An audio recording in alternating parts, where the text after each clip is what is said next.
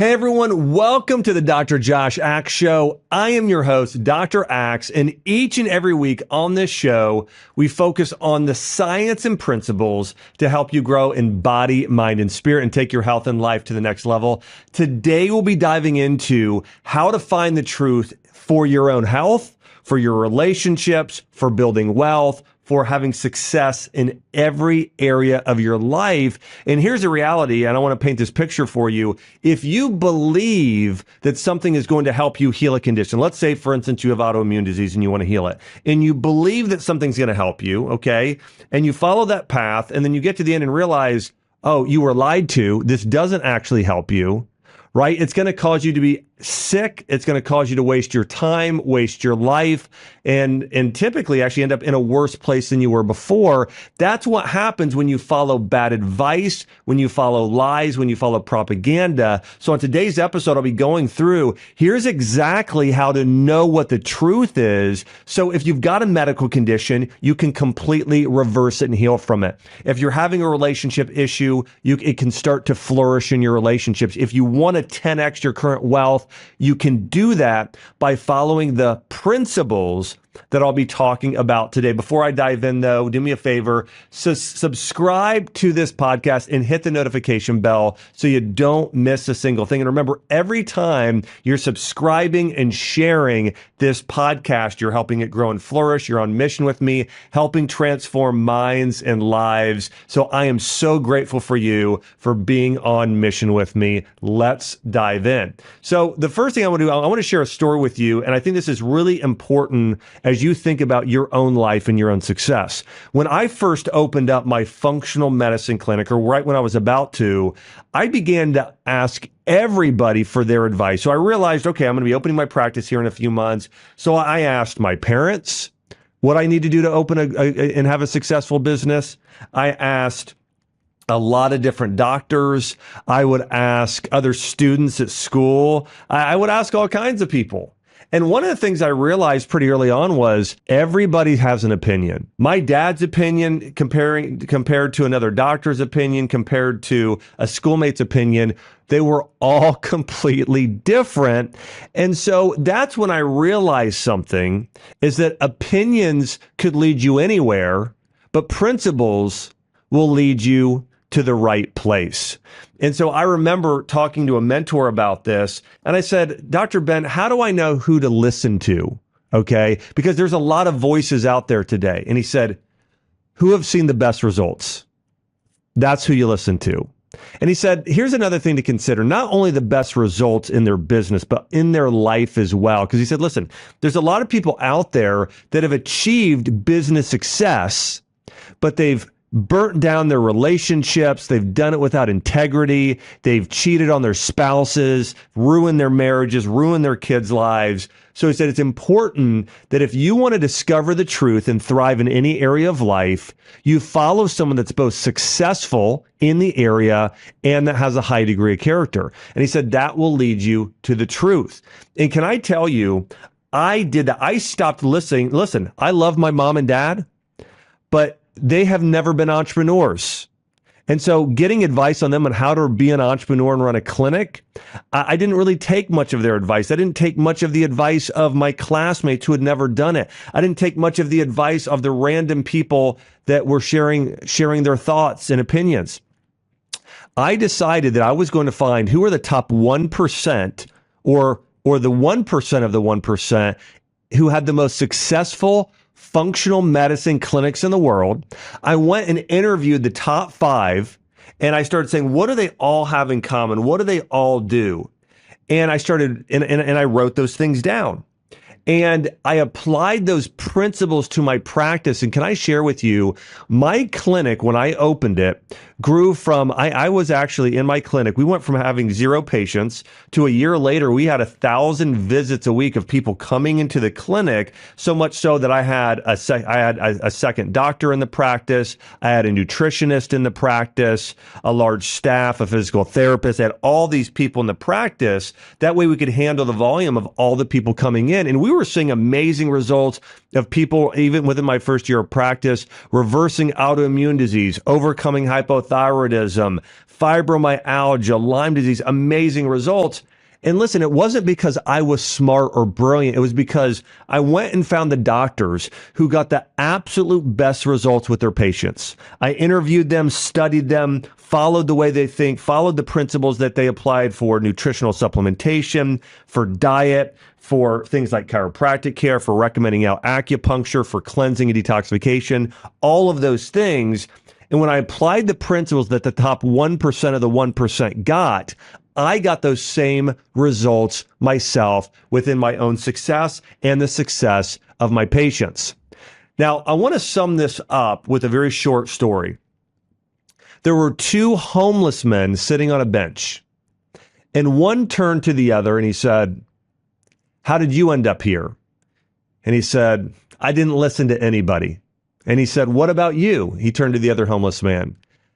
And the other homeless man said, "I listened to everybody."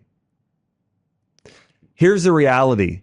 If you listen to nobody in your life, you're going to end up in a terrible place. Okay? And that's a sign of pride. It's a sign of weakness, but you'll never learn and grow trying to figure it out. It's not the fastest way. So if you listen to everybody and anybody, it's going to lead to a bad place. In a similar way, if you listen to everyone, it's going to lead you to a bad place because it's so much confusion. You can't possibly do all the things, and you can't really determine what the truth is when everyone is sharing what they believe is the truth. There's only one truth, and there's only one best way. Now, there are multiple ways to do it, and some that might lie 1 degree outside of the best way. But generally speaking, there's a best path to do this. You know, the Bible speaks about this. The way is narrow. I mean, this is a principle of life in general. There is a best way to do things. And if you don't know what that is, if you don't know the truth, it's going to lead you into a bad place. Here's the problem today, the big problem. Most people follow blindly rather than thinking deeply. So here's how most people decide the truth. They grab their phone or their computer, they're on some sort of device, and a social media influencer says, "Hey, did you hear this thing, this study about this?" Or the government said this, or "Hey, this is the truth about, who the oppressor is and who the oppressed is." And you just believe it. So what most people do is they follow popular opinion, and they just think that that's what the truth is. Here's the reality, and I think most of you will agree with me. By the way, if you're watching on YouTube, I'd love to hear what you think about this. Do you believe the most popular opinion about something is typically the truth? I mean, I can give you so many examples where that's not true. I mean, look at mainstream medicine today. Do you think, the most popular way today to treat chronic pain and inflammation is by taking an NSAID drug? It's the most popular way. Or secondarily, taking an opioid or another sort of painkiller, a steroid. Do you truly believe that is the best way for long-term health for a human being? If you answer you don't believe that, but that's the most popular form of treatment today, is taking an Advil, an aspirin, a Tylenol, an ibuprofen, a Motrin.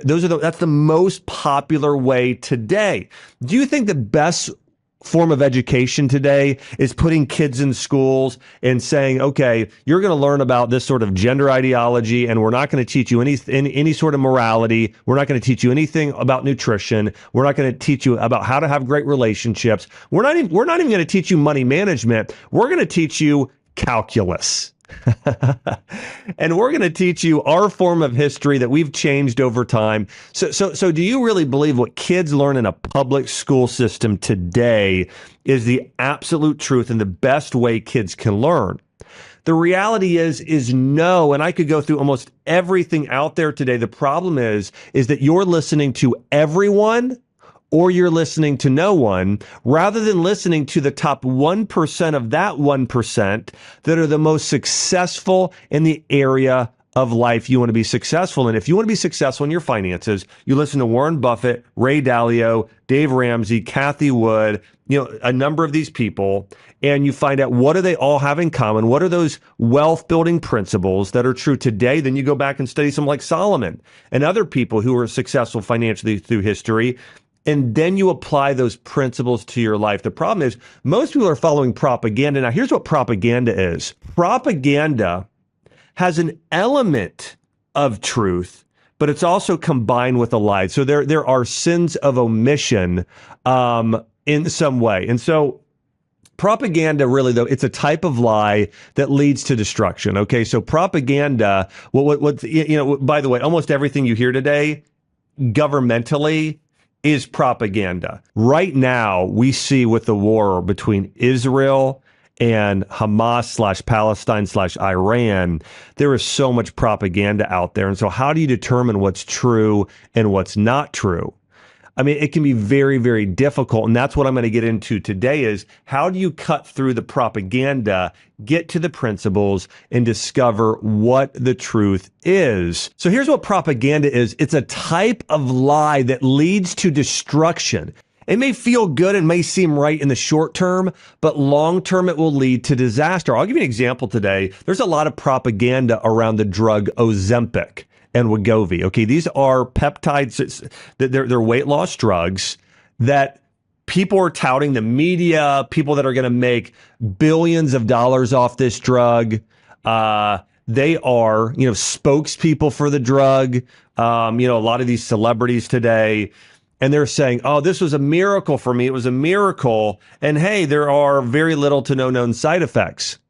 But then it's starting to come out and we're realizing that, okay, well, that seems like a lot of propaganda. Really, there's very little to no side effects of this drug. But then we start finding out, no, it leads to loss of muscle mass. You lose more, a lot of muscle rather than body fat, which then is going to cause you to age faster and die early. It also causes gastroparesis, so now you're not absorbing nutrients, but none of that is being told. And so what it is, it's this sort of thing of like, it'll make your life better. It's wonderful. You'll lose weight. You'll get healthier. Well, you lose weight. Yes, you will, but you're not losing just weight. You're losing muscle. And you're losing vitamins and minerals, and you're likely it's going to take years off of your life, and long term, you're going to be worse off because you took the drug. So we see propaganda today in mainstream medicine. We see a lot of propaganda in the food and agricultural industry, again, genetically modified foods. I mean, Bill Gates is full of constantly putting out propaganda about like meat products, Beyond Meat, fake meat, which actually the same oil they use in there is used in Dippin' Dots. That's where they got the actual formula for the burger was from the Dippin' Dots, that their oil base. My point there is that they're saying it's healthy. Is it really healthy? Well, if you dig deep, you'll see, well, it's not that healthy. So what I'm going to do on today's show is go through how I personally think, how Elon Musk thinks, and how the wisest people in the history of the world, the principles they used in order to discover the truth. Now, I do want to say this.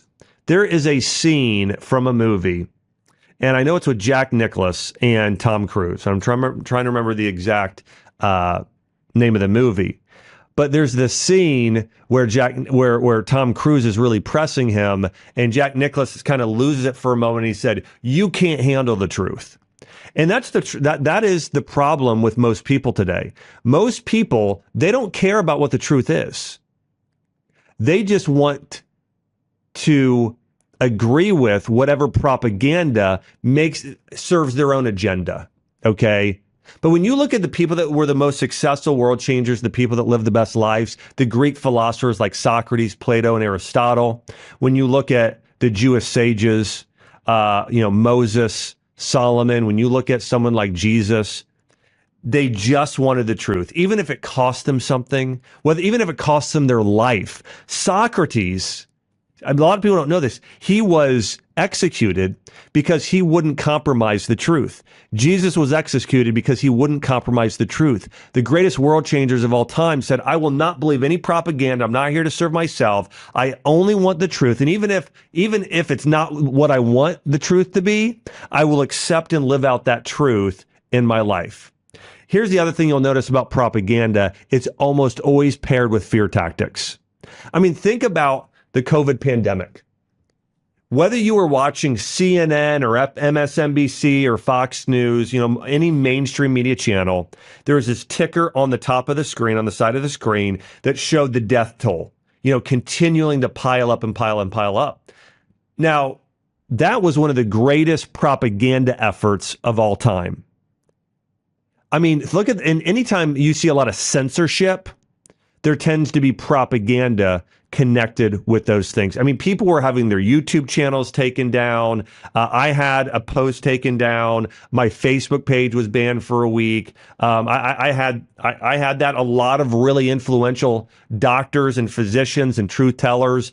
Everyone from Jordan Peterson, Joe Rogan was threatened. All of these people, Russell Brand. I mean, all of them. And so you will tend to see propaganda paired with these fear tactics. And later on, we come to learn that, people that were dying of COVID, 94% of them, it was due to actually comorbidity because they had another medical condition. We found out, and they were contributing things like the flu and pneumonia were also being labeled as that. All that being said, it's important to recognize propaganda, okay? Because here's the thing that you have to know. If you follow a lie, it'll lead to pain and suffering. If you follow a lie. If you believe the best way to be a parent is yelling at your children constantly, always yelling at them, you might believe that. But later on, you're going to see in life that now your children are more violent. They lie, they yell, they're unkind to others, and you'll realize it wasn't the best way. Versus if you followed great parents who were calm and connect with their children in the right way, you'll realize they're not yelling constantly. They're not doing those things. I want to take a layer deeper of why so many people embrace propaganda today. And here are the two main reasons. Number one, unhealthy family dynamics and having unwise parents. Number two, unvirtuous educational institutions, unprincipled educational institutions. Okay, so not having parents that have wisdom, not having educational institutions that act with wisdom. Those are the biggest reasons why today people grow up to not be principled people. By the way, to call someone unprincipled is one of the greatest, most offensive things you could ever say to anybody. You're saying if somebody's unprincipled, it means they have no character and no moral values. I mean, it is really, look this up in the dictionary, to be unprincipled. You have no guiding wisdom, no principles at all in your entire life if you're calling somebody unprincipled. So it's important to have principles. Here's the reality. Many parents have assigned the responsibility of educating their children to school systems or social media. It's like, where are kids learning about sex today? Social media and school versus from a virtuous parent? Parents should be teaching their kids life skills, moral wisdom, biblical wisdom, principles of success, how to think for themselves. Most people aren't thinking for themselves. Listen to this. The American education model was actually copied from the 18th century Prussian model designed to create docile subjects and factory workers. And you know who was part of this and actually furthering this was John D. Rockefeller. He was an advocate of this model. And here's what he said. I don't want a nation of thinkers. I want a nation of workers. Think about this. He just wanted people that were going to not think, obedient slaves, that were going to sit on an assembly line doing things without being questioned, so he could essentially be a god to them, he could be a tyrant, and he could rule over them. That's the vision that he had. And by the way, it's the exact opposite of Albert Einstein. Albert Einstein said, the problem with school today is that people memorize facts, which isn't real thinking. It's just memorizing. He said, I want a nation of thinkers. And so it's the exact opposite of one of the most brilliant men of all time. A survey by here's something else too. When I look at our educational system today, a survey by H&R Block found that only 37% of the information learned in high school is used ever after graduation. So think about that. Nearly 2/3 or 63% of what you learn in high school, you will never use ever again in your entire lifetime. Now, I would actually say that was a study from a few years ago. I would say now the number is much lower. If I had to guess, I would say it's probably closer to 25, 29%, okay, of what you actually learn in high school and that you will use. It's at least, it's only gotten worse. And there are many modern, and let me say this, some of the things you learn are incorrect things. I mean, when I look at science and what they're teaching in terms of evolution, when I look at a lot of what schools are teaching today, maybe it's going to be used, but it's not going to be used in a good way either. And so, so much of school is wasted. Now, I want to go through the principles that you can use in order to determine the truth. And remember why this is important. If you're following medical health principles that are incorrect, you'll die early. Your kids will die early. It'll take years off your life. You'll have to be on drugs. So if you believe, oh, you know what? I believe that for my thyroid health, that I should be a vegetarian, or I should be a vegan. Okay? If you believe that being a vegan is the best thing for fertility, for hormonal health, for your overall well-being, but it's not, you're going to end up being sick and tired. Similar thing, if you believe, all the financial advice of whether it's somebody saying invest every dollar you have in crypto, or on the other side, invest every dollar you have in gold and silver. Here's what I can tell you. The wealthiest people of all time, that's not what they've done with their finances. You know what they've done? They've invested in themselves, in their own businesses and learning.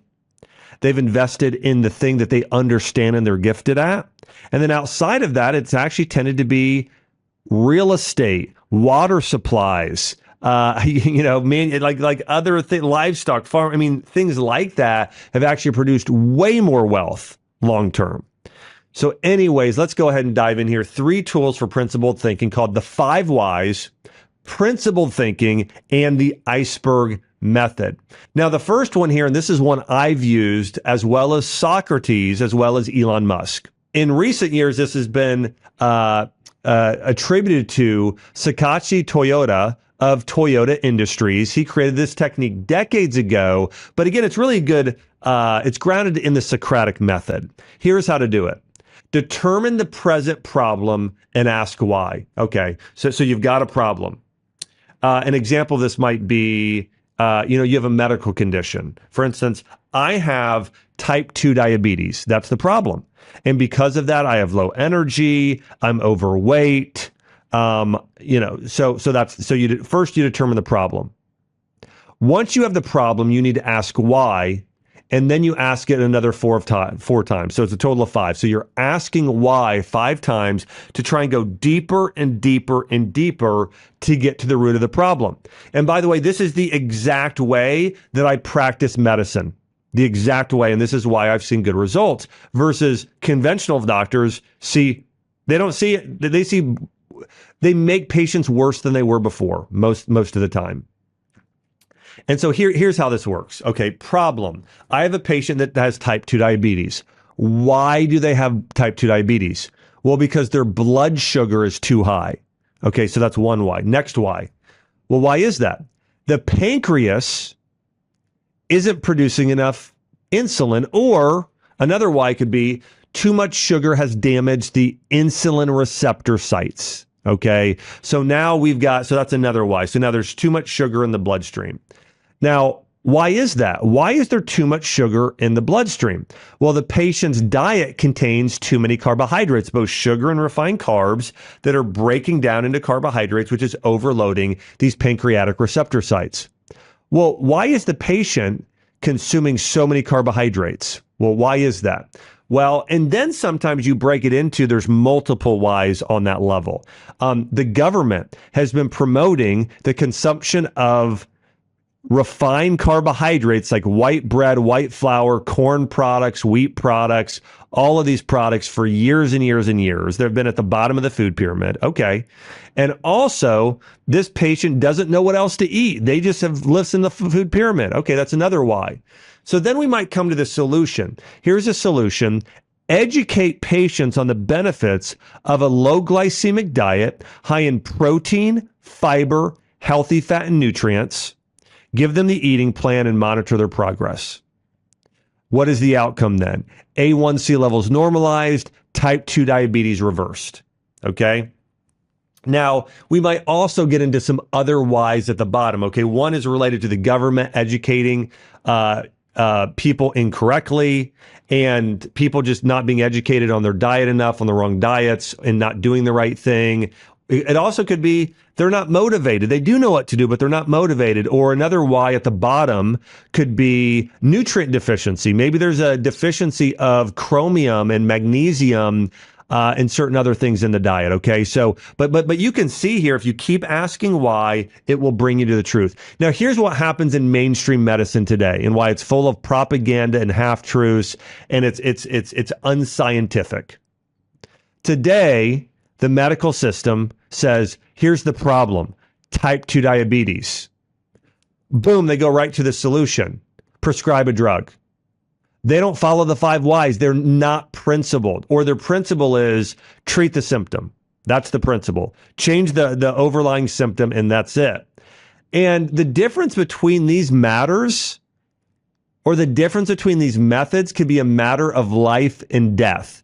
If you follow the mainstream medical way of being principled, it'll lead to death. I mean, I can tell you because I know if you're taking type 2 diabetes drug metformin, it depletes your body of coenzyme Q10, vitamin B12, and other nutrients you need. So it's going to cause another medical condition over time.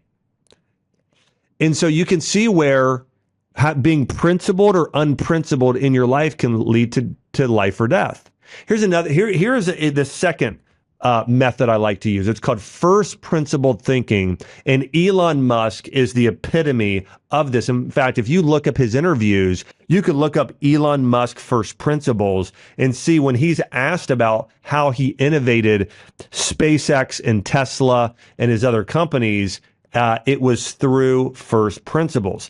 And he gave an example of this. And Elon Musk, early in his career, wanted to land a rocket on Mars, but he discovered that creating rockets was expensive. In fact, for him to, early on in his career, create his first rocket was going to cost $65 million. And he didn't have as much of that money at the time. And so here's what happened. He said, he asked somebody, he said, how much do the materials cost of a rocket? And he went and he added them all up together, and he discovered the materials cost maybe 5% of that, and building it was another 5%. So he then started SpaceX, and he was able to build a rocket for around $6.5 million rather than having someone else build it for $65 million. Now, here's how he did that. And here's what he says. He says, first principle thinking is when you boil things down to the most fundamental truths and ask, are we sure this is true? And then we reason up from there. So he broke it down into all of its individual components and then rebuilt it from there. Here's how first principles works, and I want to walk it through a little bit. So here's how you do it. Number one, you need a basic understanding of what you're questioning, and this will allow you to really ask the right questions. Number two, remove all assumptions and biases and opinions related to the industry, norms, politics, traditions, and modern culture in order to find the truth. Number three, get to the basic principle, separate the fact from fiction. Elon Musk heard all kinds of different things, but he said, okay, I need to get down to the basics. What is a rocket made up of? That's it. That's all I want to know. I don't care what you think about this or that. I want to know, what is it made up of, and what would the labor time be? That's all I want to know. And the next few things for principle.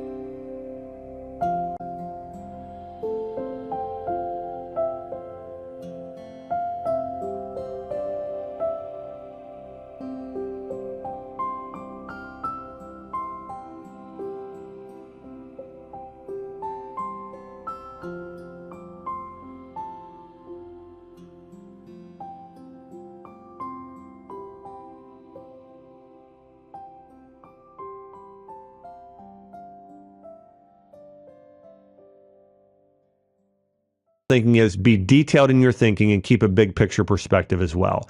Now, I want to give you an example of how this would work in writing a book or watching a great movie. What makes classic movies like Top Gun or The Shawshank Redemption, what makes movies like that or The Lord of the Rings or a Marvel movie? What makes all of those movies amazing movies? Some of the best movies of all time. I can tell you what it's not. It's what Disney's doing today, and that is adding in propaganda and ideology and political narratives. That doesn't make it. I mean, you just see when they got away from principles, it just fell flat. It's actually something Joseph Campbell has coined called the hero's journey. It's a formula for writing a great book or creating a great movie. It's creating a great story. And so when you look at a great book and a great movie, well, what do they have? They have a lot of compelling words and a lot of very compelling and meaningful conversations, very engaging chapters. The number one thing in a great book is interesting characters you fall in love with, characters you hate, characters that are psychologically complex. Again, think about a person like Tony Stark in the Marvel. I mean, again, you love him and hate him. He's arrogant. He's prideful. Yeah, by the end, he's transformed as a character and willing to give his life for everyone else. It also has a strong plot. When you look at what Marvel has done, they from the first movie to their most recent movie, I mean, they go through this plot that's building towards this really meaningful theme. And again, the hero's journey, I mentioned that. Tense interactions with characters where you feel the tension and drama building. I mean, that makes up a great movie. And if you miss those elements, and if instead you say, you know what, I don't care about following the hero's journey template like Top Gun did or a Marvel or the Avengers movies, what I care about is I want to be popular today with a certain community, with promoting this sort of ideology or narrative. And what happens when you do that instead, when you don't follow the principles of making a great movie, instead you do it your way? You ruin the movie, you ruin the franchise. This is how the Star Wars franchise was ruined. This is how they ruined it. If you go back and watch the most recent Star Wars movies, you'll see they tried to put in this level of a very far left-wing feminist ideology into the second movie, Rian Johnson. You'll start to see it in there, and got away from great storytelling. And it ruined the franchise. You start to see that. And here's another one. Luke Skywalker in the first movies, you love him as a character. Well, then in that second movie as well, or the one Rian Johnson did, what did they do? They go and make him this angry, cranky old person that no longer lives by the principles he lived by. He became an unprincipled person in a way. And it absolutely ruined the movie. Now think about the same thing with your life. It's the same thing. Your life could be told as a story. When you have principles in place, for instance, the hero's journey. Here's what happens in every great movie. You have a character that is either prideful or has no self-esteem, is missing some sort of virtue. Could be they don't have courage, And by like Bilbo Baggins or Frodo. Okay, you got Bilbo who just wants to be comfortable. He really is not courageous at all. But by the end of the movie, he's confronting a dragon and saving the town and the village. And you're like, well, there's been a personal transformation of the character. What makes you to have a great life, great narrative, living a great story is if you transform as a person. You go from being weak to strong mentally, strong spiritually, to sacrificing yourself for the good of others. These are principles, right? But you need to know these principles in order to live a good life. Now, I want to talk about another one. It's called iceberg thinking. This is a simple and effective tool to ascertain what lies beneath the surface. And it's by asking certain types of questions of what, how, who, why, and sometimes when. So let me give you an example of this. If I had patients come into my office And you want to see patterns. That's part of that's part of wisdom as well, and discerning truth. What are the patterns that are at play, the overlapping patterns? So if somebody comes into me and they say, I'm always getting sick. Well, first thing I'll say, first it's hey, what happened? What's the issue here? I'm always getting sick. Well, the second question is, well, how did that happen? How do you keep getting sick? Well, then finally they might think about it and say, well, I think I realized that I'm not getting enough sleep. I'm getting less sleep than I was. Well, okay. Well, the next question is, well, who caused it and what habits are reinforcing you to get in bad sleep? Well, it's a few things. I'm scrolling on social media at night, which is keeping me up an extra hour. I'm always late working. I've become so busy. I've said yes to everything. And then also at night, I've ended up eating fast food and too many carbs at night as well. So sometimes there's multiple things. And then we'll say, why are you doing that? What beliefs or limiting beliefs or ideas have led to these bad habits? Well, here's another example of really getting to the root of the issue. Well, my identity is tied to social media and my job. And I have this belief that if I don't get promoted, that my parents are going to think that I'm a failure, or I'm on social media and I need to make sure so many people like this post, because if they don't like it, then I'm not good. I'm not I'm not getting approval and recognition I need. Well, why are you overeating all of the food and carbohydrates? Well, it's because I don't value my body and my health enough to practice better habits, right? I don't actually have good self-worth or self-value. So you can see here in iceberg thinking, you're going deeper and deeper and deeper. It's not just what happened. It's just not just, hey, the Titanic ran into an iceberg. Well, what really happened? Well, the captain wasn't really looking out. Well, why wasn't he looking out? We could go deeper and finally look at, well, it was because of pride, right? There was pride involved. So with iceberg thinking, it's a really powerful tool of going through the event, the patterns, the underlying structures, and the root issues of why this happened in the first place. And most people focus only on the surface of problem rather than getting to the root of the problem. Example of this would be homelessness. When you look at homelessness today, it's lack of housing is not the problem. I mean, this is the thing. When you go out to California, a place like San Francisco, they think the solution is, okay, just give people free housing. Tax the rich, tax the middle class, take the money and give people free housing. What's happening when they do that in California today is they're turning housing into crack houses. It's actually exacerbating and making the problem worse, because the people running the government in the state of California and the voters there, many of them are unprincipled people. To be unprincipled means you have no morals and ethics. People don't have morals and ethics today because we've taken the Bible and God out of schools. People are becoming less religious. So now they don't have those religious guiding principles to know how to act or what to do, so they don't have wisdom. So now they just go one layer deep and say, oh, well, the problem is the superficial thing. Let's treat the superficial issue rather than getting to the true cause of the problem. If you don't get to the root of the problem, the weed is just going to keep growing if you don't pull it out by its roots.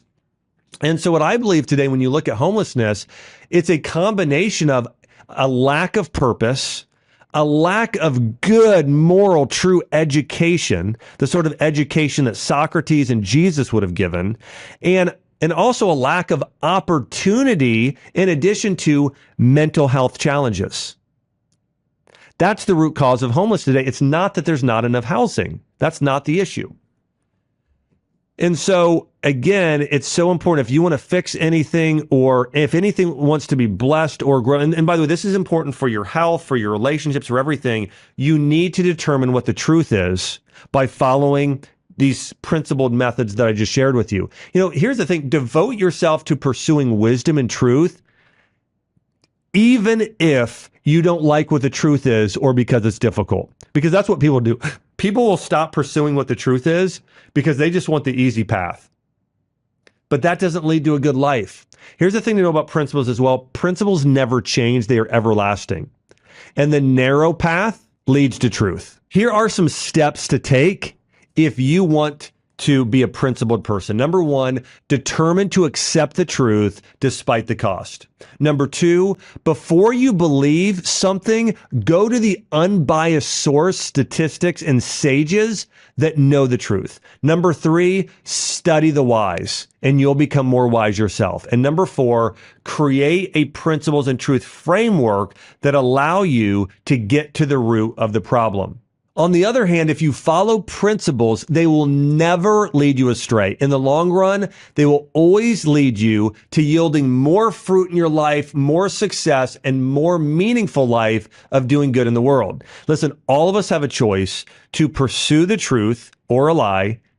And if you want to be blessed, you need to really focus on studying brilliant minds and those sacrificial souls who led to a better world, a place of less suffering, a place of flourishing. You need to study those people. Here's the principle. Principles lead to life, and propaganda leads to death. Now, I want to share with you some of the principles that I personally live by. Number one, you recognize the whys by their results. Okay? This is a biblical principle. By your fruit, you will recognize them. And so if you want to know what the truth is, well, follow the top 1% of the 1%, and then you'll discover what the truth is, because the results will tell you what the truth is. Number two, model those who are wise and virtuous. If you want to live the best life in an area, follow those people. If you want to have a great marriage, follow those couples and spend time with those couples that have great marriages. If you want to have great health, follow those people that have great health and have helped others have great health. Number three, you reap what you sow.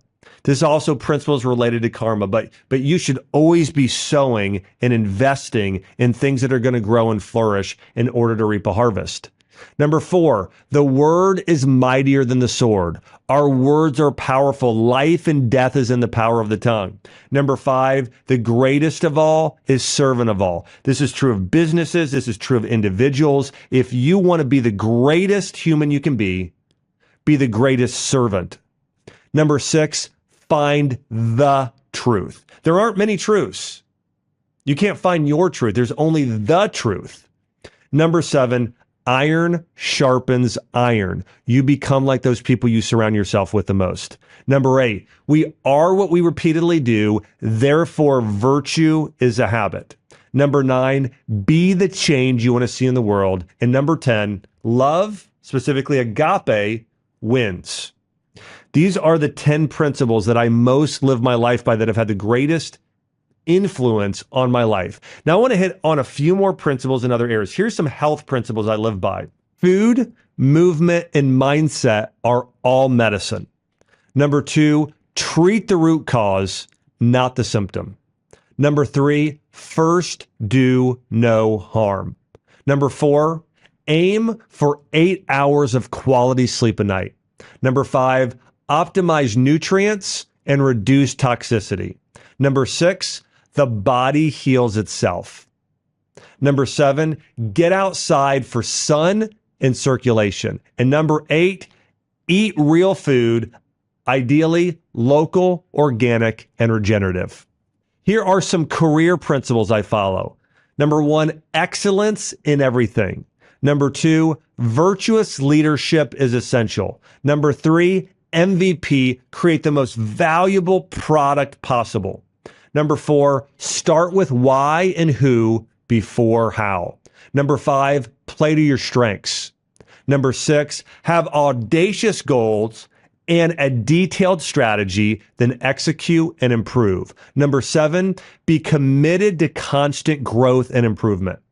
Number eight, innovate in untapped markets and increase values by serving others. And then my marriage and family principles. Be present and prioritize your family. Number two, teach your children principles and virtues. Number three, love and be gracious to one another. Number four, a date night a week will keep your marriage sweet. Number five, communication is crucial. Number six, don't keep score. Outserve one another instead. Number seven, live out family values, purpose, and principles. And number eight, honor and respect one another in tone and in all things. And if you can follow these principles, your life will be blessed. Think this: Principles lead to successful choices, not that others' opinions inform my decisions. Well, I hope you enjoyed this episode. Listen, this episode I think is so important because we make so many choices and decisions on a regular basis. And if you don't have principles, guiding principles, you're not going to make the right decision or choice in your life. You're not going to reach the optimal level of success in life in anything if you're not a principled person. And so I really hope that this episode has blessed you with more wisdom and learning how to be a principled thinker. And I want to say, hey, thanks so much for tuning into my show here, the Dr. Josh Axe Show. Remember, each and every week, I'm diving deep into the principles and science of how to grow in body, mind, spirit, and take your health and your life to the next level. Hey, make sure to subscribe if you're not subscribed, like and share. And remember, anytime you share this, I'm so grateful because we are transforming minds, helping people become the greatest version of themselves. I'll see you on the next episode. If you liked this episode, then you're going to love my episode on how to build a strong identity. This is such an important topic in today's world. Click here to watch this transformational episode now.